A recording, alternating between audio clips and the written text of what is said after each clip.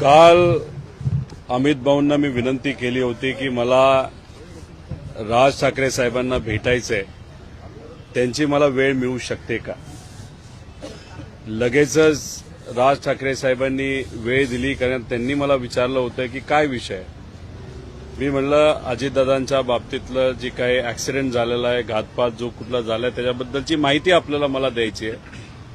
दादांचा विषय असल्यामुळे लगेचच्या लगेच मला तिथं वेळ मिळाला. आज इथं आल्यानंतर बराच वेळ त्यांनी सगळ्या घटना समजून घेतल्या.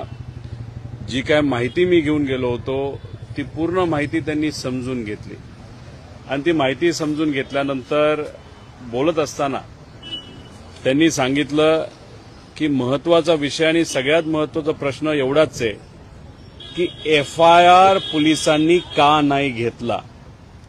त्यांचा अभ्यास चांगला असल्यामुळे त्यांनी मला 2 दाखले दिले सुप्रीम कोर्टाचे, ज्याच्यामध्ये ऍक्सिडेंटल डेथ रिपोर्ट झाला असला तरी FIR घेता येतो, तो नागरिकांचा हक्क आहे.